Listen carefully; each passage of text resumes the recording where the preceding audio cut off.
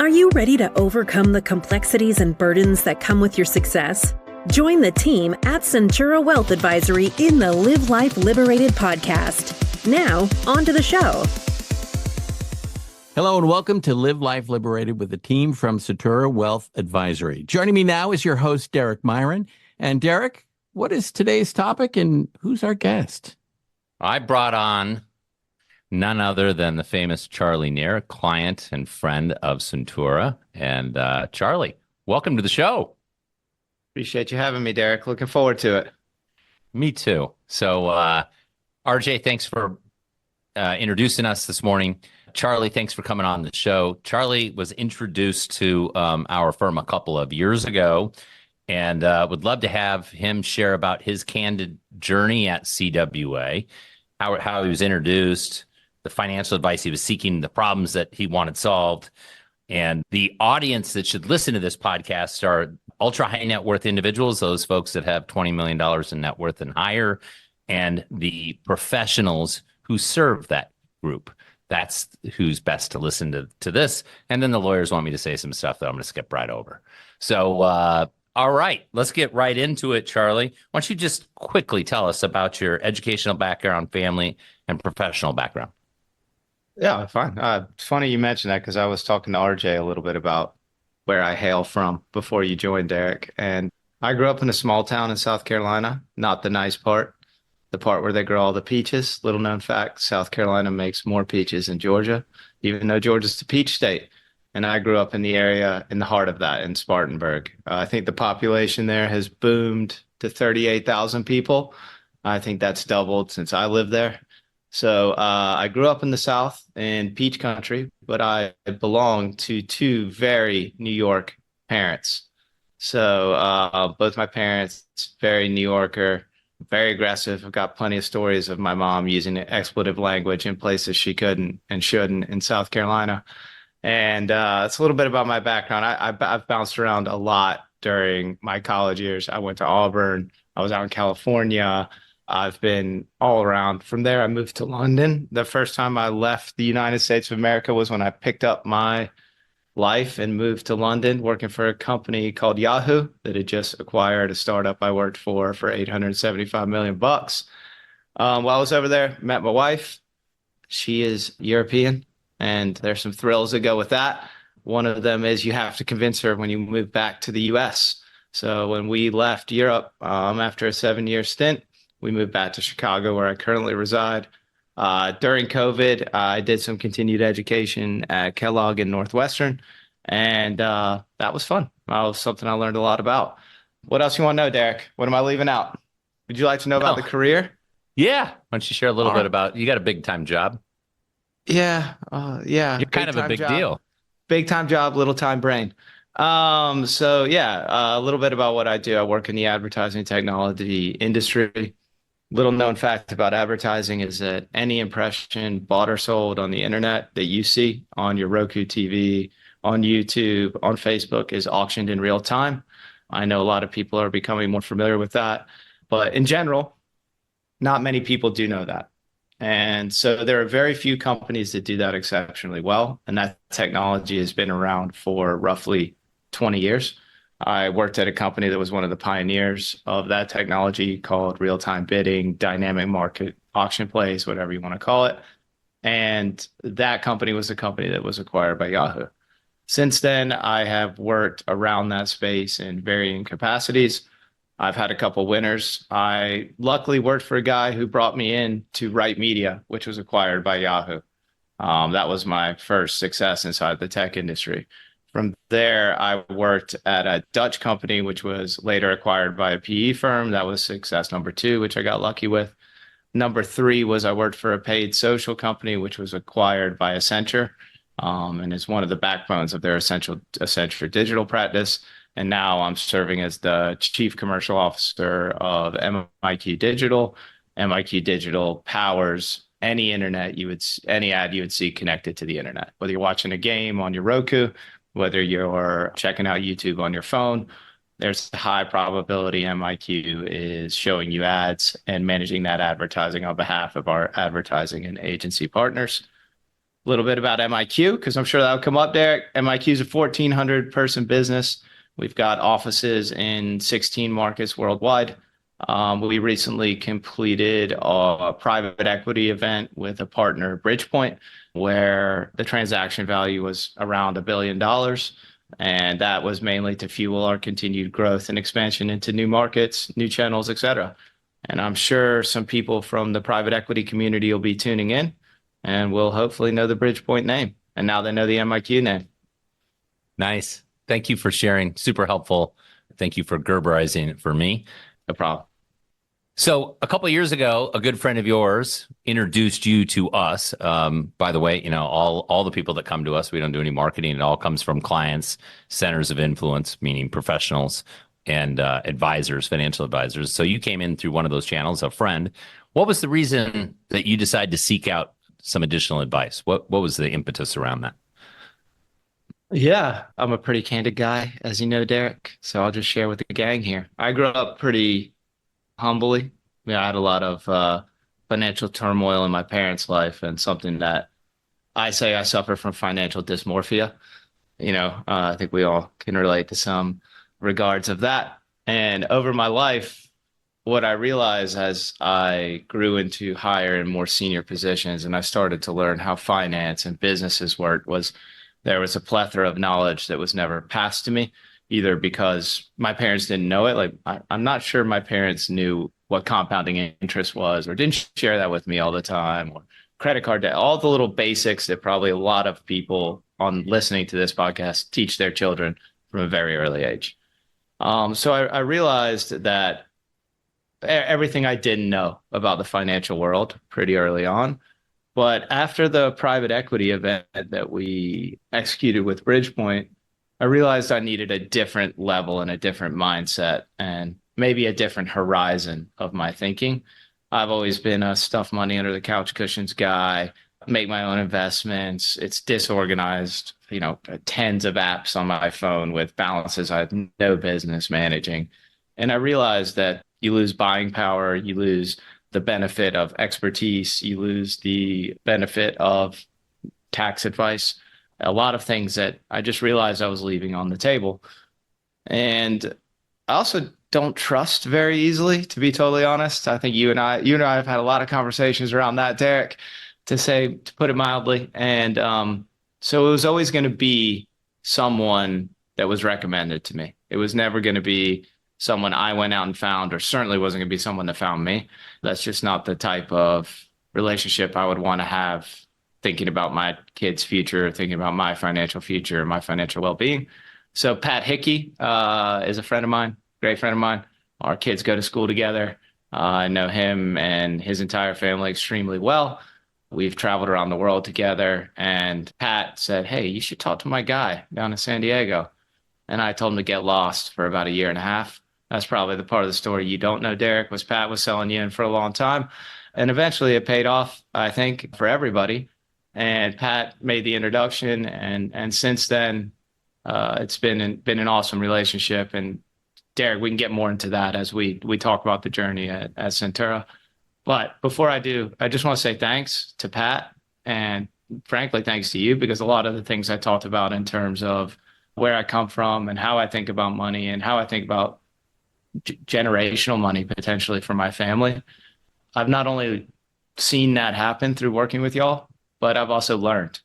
And that's been really important and almost more valuable to me than the actual management of the money.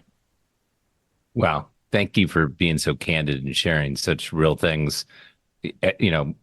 Clients all go through this part of the journey. I'd like to back up a little bit about the trust piece, because there was two pieces in there as we went through our process that I think would be super helpful. Number one was the day that you transferred $1. Like, I want to see it actually work from this account to that account. Okay, dollar showed up over there. Okay. I'm also waiting for someday, Derek. I think, you've got this whole team, 3 or 4 people on a call, and someday the background's going to fall down and you're going to be all these people in the Bahamas. And I'm afraid that's where I'm sending my money, and I'm never going to see it again. I mean, those are real thoughts that I think lots of people have and may not be willing to share, but not Charlie Neer.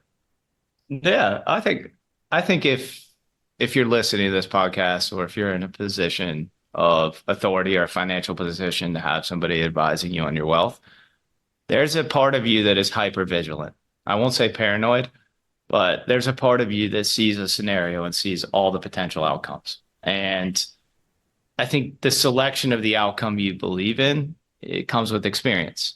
So of course, when you're talking about managing your wealth or when you're making a decision of an impactful company or a decision that in my case affects hundreds of people in our business, I have to, and you've been trained through experience or through learning or through teaching or through your management teams to think about all the scenarios. So yeah, of course, I thought about that scenario, and I still do, Derek. You could be in the Bahamas right now. I don't know.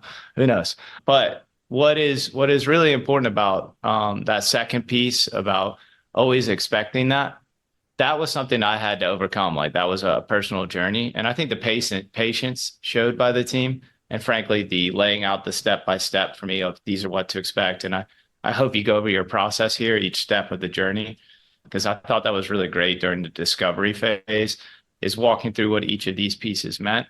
That was really valuable. On the second piece, this is another thing I've noticed about almost everyone who succeeds in their career knows the ins and outs of their industry. And for me in advertising, it is so hard to follow one impression, how one ad is served on YouTube. That seems like a really simple thing when you're the user and you load up a video of, I don't know, Derek, you like golf. It's like you want to watch golf highlights. You load up YouTube. That ad that is served to you before that highlight there are hundreds of companies that touch that auction in real time. So if I can describe to somebody in detail, tell me how one ad is shown, I expect the same level of rigor of explaining how $1 of my investment makes its way from me to y'all and how it's deployed. So that's actually a trick I use in any kind of business conversation, is taking the smallest unit and looking at how it moves between all the parties, because my brain has to see it like that. That one, so it's one part trust and one part understanding. Mechanics and process. Yeah. Super helpful. Great description. Great word picture there. Let's go to the process. There are 5 steps to the process. And the first one that you just described, we call it uncover. It's discovery. It's getting people's facts, assumptions, and goals, getting their entity chart, all the balance sheets on the different boxes on the entity chart. The most important document in that whole thing, we get the family tree and we get all the professional roster and all these there's 20 different documents. The most important document is what Charlie's family wants to accomplish in their investment and estate planning goals. And so Kasha didn't participate in a lot of those calls. She did when we got down to the nitty gritty because she wanted her input. You're handling the majority of it, but teasing out, what are we running from? What are we running to? What are the sacred cows? What are the things that we just absolutely do not want to be anything being close to? That document is really the North Star for us, giving you advice. And so we get that's step 1, the discovery process. Step 2 is unlock. What are the planning tools that we think are best deployed against your assets and income to get you to your goals based on risk tolerance and everything else? And a lot of firms say they do planning, and it's below the line planning. It's cash flow planning, goal-based planning, asset allocation, location, and then they stress test it. And that's like driving from here, San Diego, to Chicago. And that stress testing, the Monte Carlo simulation, is making sure you're staying in a straight line, back and forth across the line, getting to Chicago, but you're still in a car and you're driving the whole way. If you want to get in a plane and fly to Chicago, there's 3 things that are above the line that you will accomplish in the plane. Income tax planning, you're on a plane instead of a car. Because if you save 50, 60, 70% of the taxes, you're getting there a heck of a lot faster. Wealth transfer planning and balance sheet optimization. Those are the 3 things that says, now I'm going to get in a plane and fly there, and rather than get in my car. Now, the car ride is needed, but it's the second half of the journey. It's not the first half of the journey. The first half is optimize those 3 things, and we're flying where we're headed. So why don't you talk about your journey in going through that? What was your experience? Yeah, I think first of all, in the discover phase, or Is it discover? That's the official uncover. Uncover. Discover. Yeah.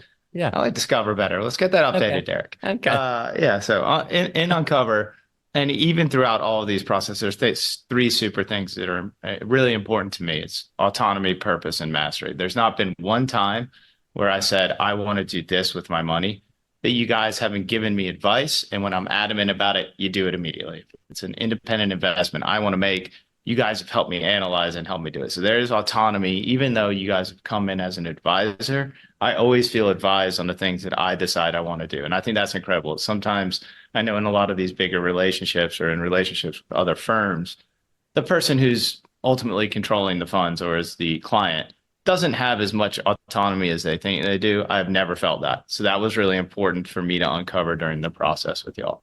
Purpose, I thought that was really good during the uncover phase. So for me, the uncover phase was, what is your purpose? Like, what are you working towards?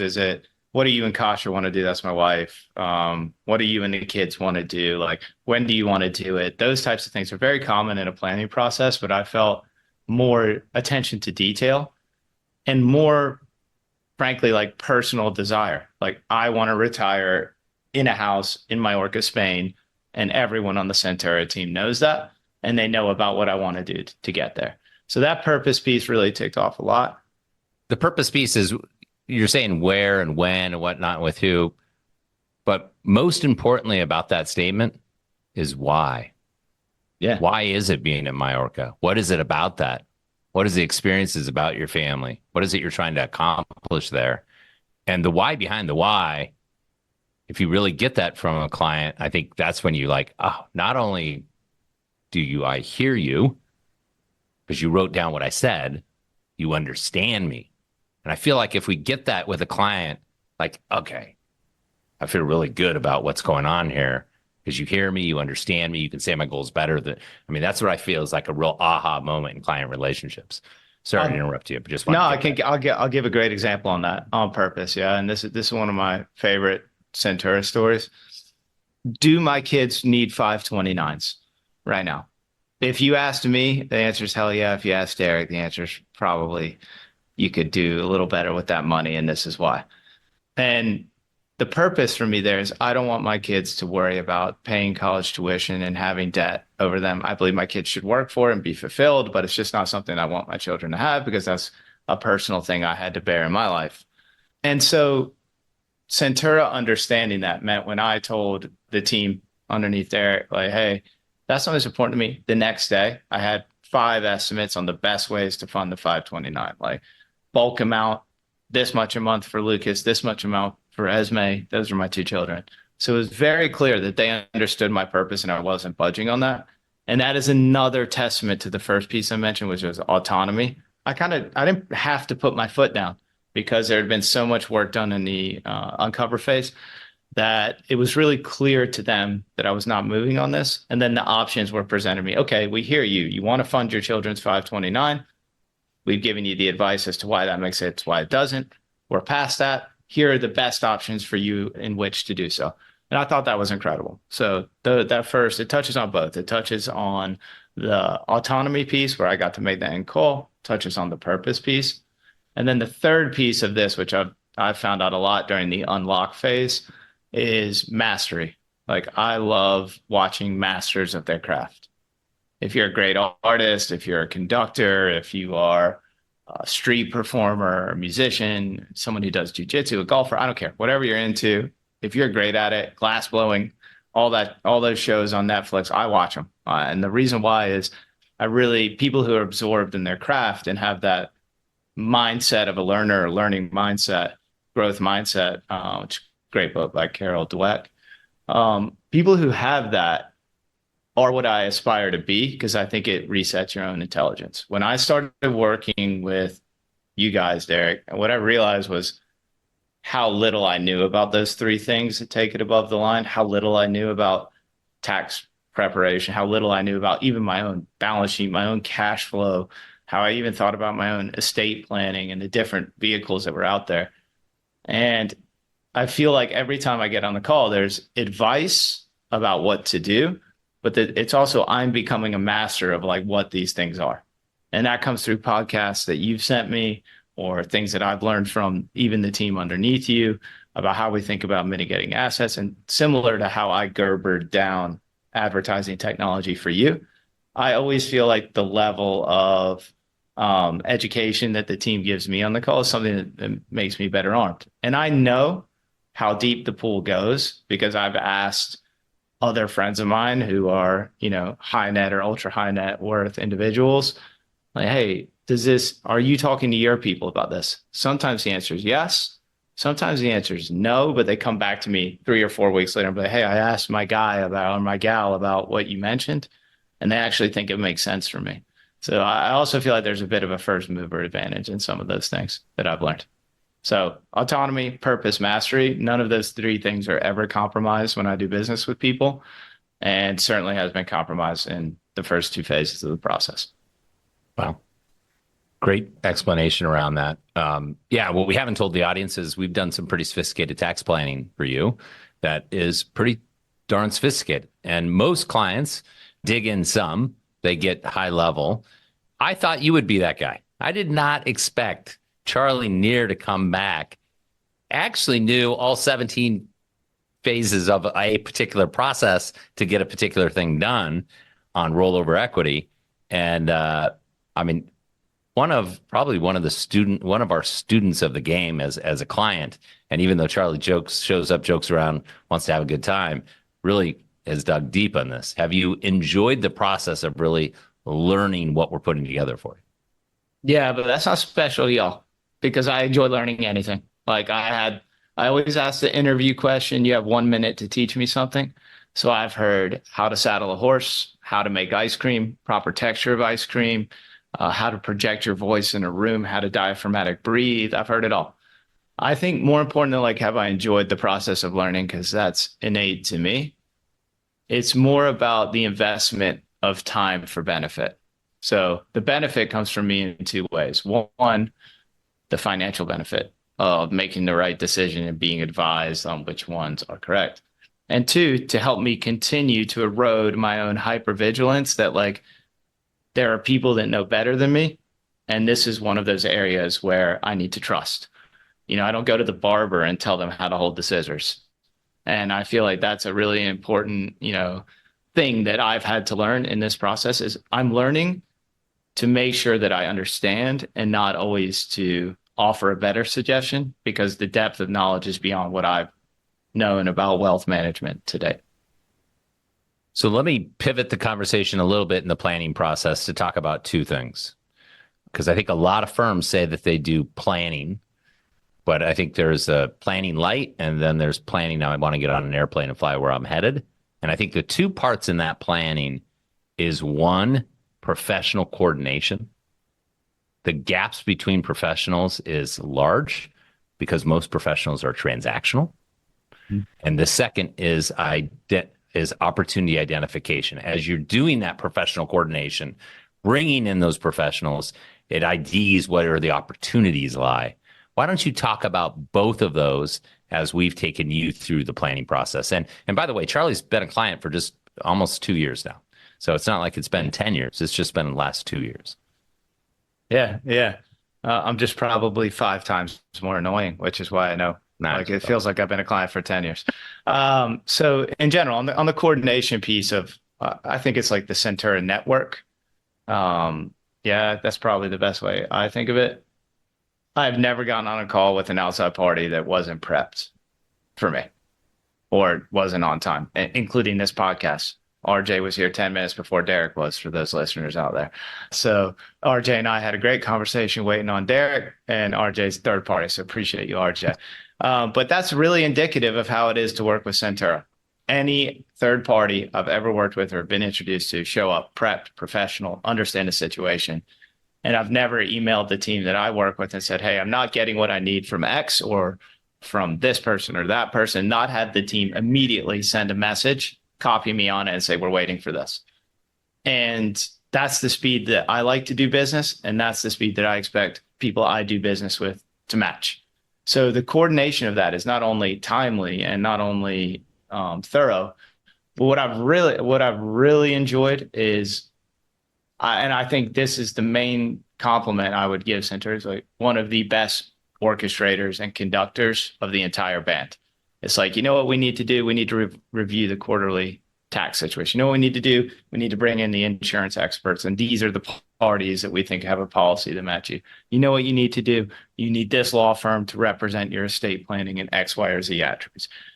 And that is, frankly, the time savings on that and the diligence that would go into finding those partners, for me, has been a massive ROI.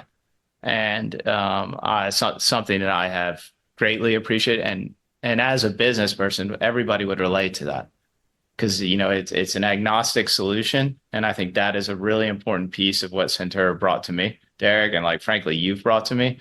It's like, listen, I have your best interest in heart, Charlie, and these are the partners that can help bring that to life. This is your destination. These are the best pilots. These are the best mechanics. These are the best manufacturers of the planes. And whenever there is something that Centura has, you know, a vested interest in doing, like if there's an insurance policy or whatever, it's always extremely clear to me.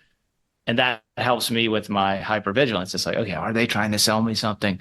I'm always wondering that. Yeah, or was. But it's always been very clear and very explicit when that is the case. And that's massively appreciated. So I think that speaks to those two things there. Yeah, super helpful.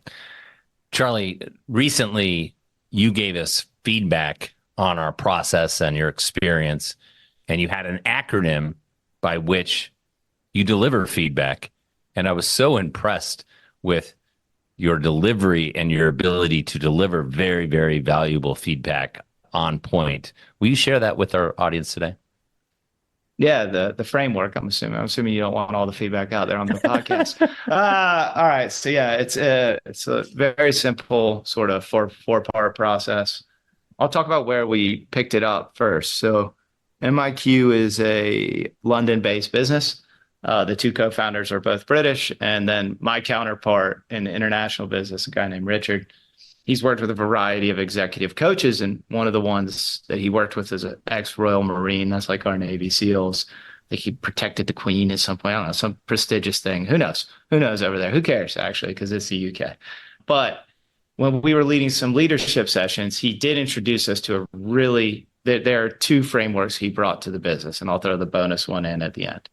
But the one that we do after almost every executive meeting, and anytime there's feedback due, and you want to get it real time and you want to get it raw, it's who, woo, move, foo. Yeah. So there's four parts of it. Who is HU. How useful was it? So you'll go around and you'll give everybody will give a score of 1 to 10. No commentary.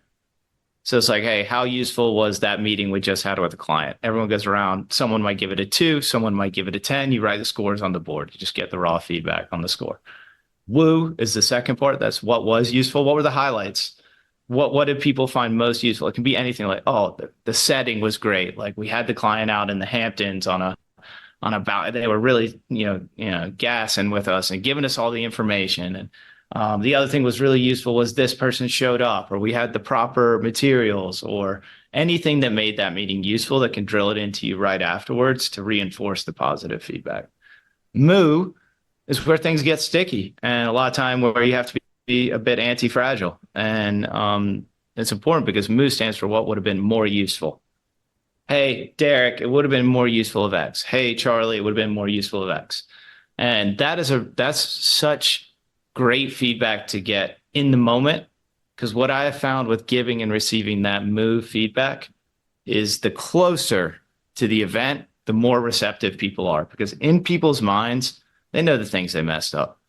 You know, when you're in a meeting and you bumble a sentence, or you mess up a slide, or you have the wrong footer on a slide from a previous client. I mean, those little details, those immediately. Later, 2 weeks down the road, you probably have forgotten that. But it's good to just get those what would have been more useful immediately after the event, because that just helps people process those similar to what was useful. And then financially useful or financial update. It's like, how are we going to track if this was successful? Okay, if it's a client meeting, is this going to lead to something incremental? If it's a new business opportunity, if this hits, what would it mean? And, was this a good use of our time? That's one that comes up a lot in FOO. And all of that all of that who, woo, moo, foo happens within a very compressed amount of time, immediately following the meeting. While it's fresh, while it's good, you put it on the whiteboard, you take a picture of it, you attach it to the meeting notes, and there's no hiding from it. Removes people's ego about the feedback, gives people the feedback in real time, makes it more digestible and actionable, and it gives you a good pushing off point for learning. We want to do more of the woo, we want to do less of the moo. So that's very easy to continue to roll and just build speed across the business. So really helpful feedback session that we did with Centura. And to be honest, usually when you give people feedback, they avoid the moo. And I will say that the Centura team leaned into the moo and they were like, okay, what else would be more useful? What else can we do? And I mentioned their holiday gifts. They could have had a higher quality cutting board. I don't know if that one's going to make the final cut, but we'll see. We'll see how much Derek loves his swag provider. Super, super helpful. So we're running short on time here. Why don't you give a final thought to the listening audience? And one thing you might want to comment on, it took you 1.5 years to make that decision. Like, what was holding you back? What were the emotional hurdles that kept you from taking action, or anything else you want to comment on in this closing thought? Yeah. Oh, wow. You really sprung that one on me. So I would say some of the emotional hurdles I had to get over were, and I'm assuming this is really true with a lot of your clients, we're all the smartest person in our rooms, and you don't get to the positions of success that we've gotten to without fighting for and understanding the minutia. And I had to take more of a leadership mindset on it instead of an individual, I can do this all, I can learn it mindset. It had to be more, I had to realize I wasn't the smartest person about this. I had to realize I didn't know what a PPLI was. I had to realize I didn't know what, the two parts of the tax sheltering diagram were. What does it mean to not have a controlling interest? And what does it mean to have non-mutual enjoyment? Is that the word, Derek? Is that the phrase? Beneficial enjoyment. Beneficial enjoyment. I had to learn that. And that's a blow to your ego. As somebody who has risen to a high standard in their career, you have to be able to eat your own hat and eat your own ego and take the approach of what's best for me, my family, etc. And sometimes that is to go to an expert. If my son broke his arm, I wouldn't try and fix it myself. And I think it works a lot the same with financial planning. So for me, it was just having that realization, like, okay, yeah, you know a lot about a P&L, Charlie. But you don't know anything about your own cash flow. You don't know anything about your own tax planning. I can tell you our tax cycles at MIQ, like the back of my hand, our reforecasting process, like the back of my hand. But I just didn't have that rigor. And I had to accept that and then move into the warm arms of Centura. And I guess the parting feedback from me has been the ability to be candid and be myself. And that autonomy piece has been greatly appreciated. There's never been a time where I have felt bad about asking a question or asking for clarification and not getting a podcast, a response, a phone call on the back of it. There has been some times when I needed tax advice and I could call Derek or one of Derek's friends and they give me a pep talk. Those types of things are invaluable. And I think the personal connection you feel to the firm has been something that's really drawn me to it. Thank you for all the feedback. I just have to say that my team has just absolutely loved serving you. It's been a lot of fun along the way. Charlie was fought over at the team, like, no, we want to serve him. He's a real funny guy and down to earth and cool. Anyway, we've really, really enjoyed helping you and your family get to your investment and estate planning goals. I hope you, the listening audience, found this helpful. Just candid, real feedback from a Centura client. And I hope you enjoyed listening to the Live Life Liberated podcast. The final thank you always goes to you, the listening audience. If you're not connected, please get connected at the Live Life Liberated podcast. I'm Derek Myron with my guest, Charlie Neer. Thank you. Make it a great day. Before you go, Derek, do you want to give a contact information? Sure can. You can find us at Centura Wealth, at CENTURA wealth.com, centurawealth.com. And any of us will get back to you with get your questions answered. All right, very good. Thank you, Derek and Charlie. And most importantly, thank you for listening to the Live Life Liberated podcast with the team from Centura Wealth Advisory. If you have not subscribed to the podcast, please click the subscribe button below. This way, when the team comes out with a new podcast, it will show up directly on your listening device. And we humbly ask you to share this podcast, rate it, and leave a review because this actually helps others find the show. Again, thank you for listening. And for everyone at Centura Wealth Advisory, I'm RJ Malik, reminding you to live your best day every day, and we'll see you next time. Thank you for listening to the Live Life Liberated podcast. Click the subscribe button below to be notified when new episodes become available. The information covered and posted represents the views and opinions of the guest and does not necessarily represent the views or opinions of Centura Wealth Advisory. The content has been made available for informational and educational purposes only. The content is not intended to be a substitute for professional investing advice. Always seek the advice of your financial advisor or other qualified financial service provider with any questions you may have regarding your investment planning. Centura Wealth Advisory. Centura is an SEC registered investment advisor with its principal place of business in San Diego, California. Centura and its representatives are in compliance with the current registration and notice filing requirements imposed on SEC registered investment advisors, in which Centura maintains clients. Centura may only transact business in those states in which it is notice filed or qualifies for an exemption or exclusion from notice filing requirements. Past performance is no guarantee of future results. Tax relief varies based on client circumstances, and all clients do not achieve the same results.